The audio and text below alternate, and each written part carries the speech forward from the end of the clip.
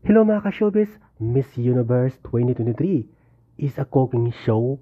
Di umano parang sa kusina lang daw niluluto ang resulta at mga winners ng Miss Universe sa ngayon 2023. Hello guys! Disclaimer lamang po, sa aking sasabihin ngayon ay base lamang sa aking research at nalaman sa mga social media at sa YouTube. Kaya naman gagamit tayo ng salitang di umano at daw. Kaya naman ito na. Una, na-bankrupt na daw ang Miss Universe. Kaya naman binili ng isang Thai multi-millionaire businesswoman ang Miss Universe sa halagang $20 million. At ito ang bumili from Thailand. Hindi ko alam paano banggitin ang pangalan niya. Kayo na po bahala. Basta siya ang bumili ng buong Miss Universe worth $20 million. Recently lamang sa kakatapos na Miss Universe crowning moments ay hindi nakapasok ang Miss Philippines kahit man lang sa top 5. Di umano niluluto o cooking show di umano ang crowning moments ng Miss Universe 2023 dahil sa official fan page ng Miss Universe.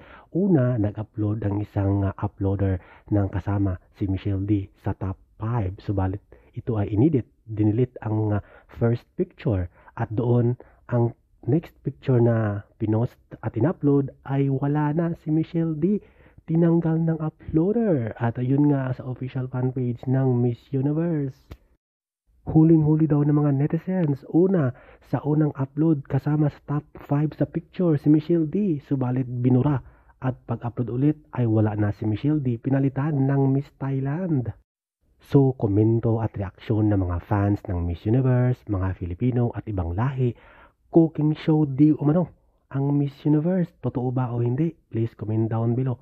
Ito pa ang isang anomalya at hindi magandang balita tungkol sa Miss Universe.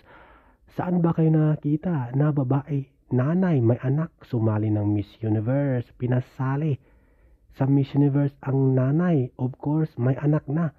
Nanay bakit pinasali daw? Hindi daw dapat pinasali dahil ang Miss Universe ay for single woman only, hindi sa mga nanay na may anak.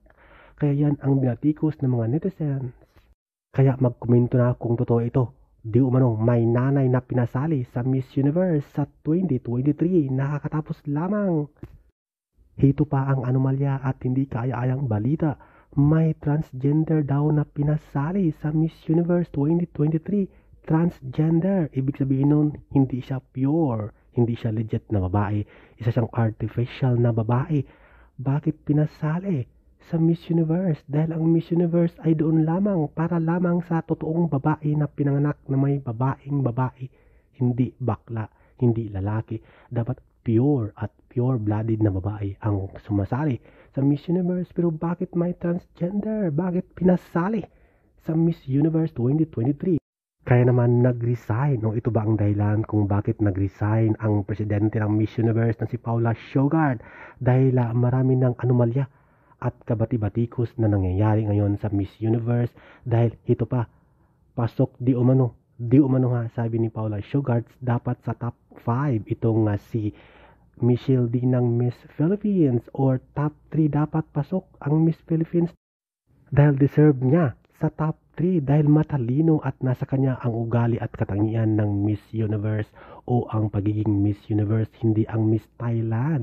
Yan po ang mga isa sa mga nakitang dahilan di umano bakit nag-resign ang presidente na si Paula Shogart sa Miss Universe. Kaya naman please comment down below kung anong masasabi ninyo sa ating na-research at na-discovery tungkol sa anomalya at kabati-batikos na mga nangyayari sa Miss Universe 2023